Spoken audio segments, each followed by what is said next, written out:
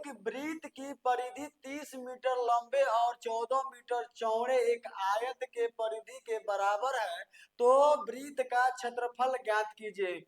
यानी आइए इस क्वेश्चन को हम लोग समझने का प्रयास करते हैं। सबसे पहले यहाँ समझेंगे, एक वृत्त है, ठीक ना, ये वृत्त हो गया, और ये क्या बोला है कि जो वृत्त की परिधि है उसका और आयत का परिधि यानी परिमाप के क्या है जी, बराबर है। तो यानी जानते हैं कि वृत्त की परिधि, यहाँ लिखेंगे वृत्त की परिधि, आप बराबर में लिखेंगे क्या जी, यानी आयत का परिमाप बोल सकते हैं या परिधि, आयत का परिमाप, ठीक है। अब बात समझिएगा कि यानी वृत्त की परिधि होता है 2 पाई r, और यहाँ हो जाएगा 2 इंटू, यानी आयत का परिमाप 2 इंटू लंबाई प्लस क्या होता है जी, चौड़ाई होता है। अब बात समझिएगा, 2 और लंबाई दिया हुआ है कितना मीटर जी, 30 मीटर, तो 30 मीटर लिखेंगे, और प्लस चौड़ाई दिया है 14 मीटर, तो 14 मीटर लिख लेंगे, ठीक ना।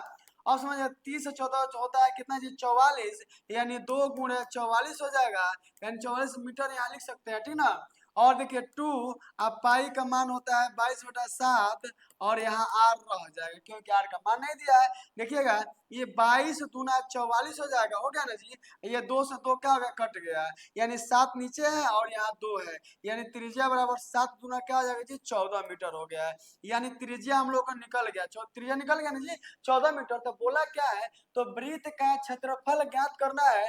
तो वृत्त का क्षेत्रफल क्या होता है भैया, वृत्त का यानी क्षेत्रफल होता है पाई आर स्क्वायर होता है। तो पाई का मतलब होता है 22/7, यहाँ लिखेंगे पाई, यानी पाई का मान होता है 22/7 और गुणे आर स्क्वायर, तो आर का मान दिया है 14, तो 2 बार करेंगे 14 गुणे 14 लिखेंगे, ठीक ना। ये हो जाएगा 7 दूना 14 और 22 दूना 44 और गुणे क्या करेंगे 14, इसमें गुणा कर देंगे तो 14 चौका 56 हो जाएगा, ठीक ना। 14 चौका 56, पाँच कितना होता है, 56 5 61 हो जाता है, यानी 616 मीटर स्क्वायर हमारा क्या हो जाएगा, इस वृत्त का क्षेत्रफल हो जाएगा। इस वृत्त का क्या जाएगा, क्षेत्रफल हो जाएगा।